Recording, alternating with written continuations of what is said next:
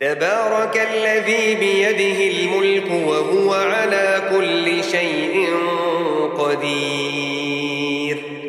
الذي خلق الموت والحياة ليبلوكم أيكم أحسن عملا وهو العزيز الغفور الذي خلق 7 سماوات طباقا ما ترى في خلق الرحمن من تفاوت فارجع البصر هل ترى من فطور ثم ارجع البصر كرتين ينقلب إليك البصر خاسئا وهو حسير ولقد زينا السماء الدنيا بمصابيح وجعلناها رجوما للشياطين وأعتدنا لهم عذاب السعير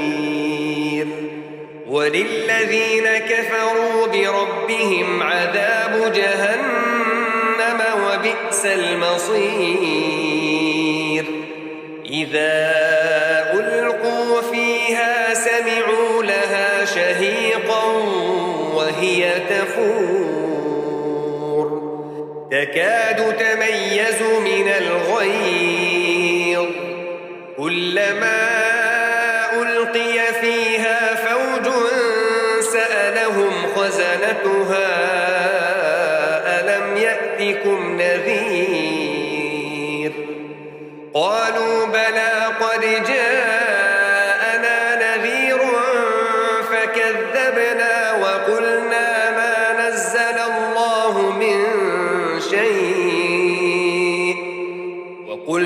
ما نزل الله من شيء إن أنتم إلا في ضلال كبير وقالوا لو كنا نسمع أو نعقل ما كنا في أصحاب السعير فاعترفوا بذنبهم فسحقا لأصحاب السعير إن الذين يخشون ربهم بالغيب لهم مغفرة وأجر كبير وأسروا قولكم أو اجهروا به إنه عليم بذات الصدور ألا يعلم من خلق وهو اللطيف الخبير هو الذي جعل لكم الأرض ذلولا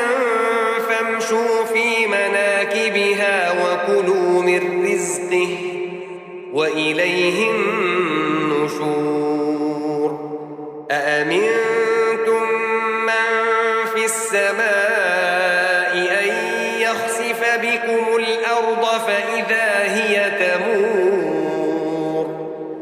أم أمنتم من في السماء أن يرسل عليكم حاصبا فستعلمون كيف نذير ولقد كذب الذين من قبلهم فكيف كان نكير أولم يروا إلى الطير فوقهم صافات ويقبضن ما يمسكهن إلا الرحمن إنه بكل شيء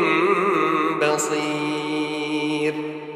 أمن هذا الذي هو جند لكم ينصركم من دون الرحمن إن الكافرون إلا في غرور أمن هذا الذي يرزقكم إن أمسك رزقه بل لجوا في عتو ونفور أفمن يمشي مكبا على وجهه أهدى أمن يمشي سويا على صراط مستقيم قل هو الذي أنشأكم وجعل لكم السمع والأبصار والأفئدة قليلا ما تشكرون قل هو الذي ذرأكم في الأرض وإليه تحشرون ويقولون متى هذا الوعد إن كنتم صادقين قل إنما العلم عند الله وإنما أنا نذير مبين فلما رأوه زلفة سيئت وجوه الذين كفروا وقيل هذا الذي كنتم به تدعون قل أرأيتم إن أهلكني الله ومن معي أو رحمنا فمن يجير الكافرين من عذاب أليم قل هو الرحمن آمنا به وعليه توكلنا فستعلمون من هو في ضلال مبين قل أرأيتم إن أصبح ماؤكم غورا فمن يأتيكم بماء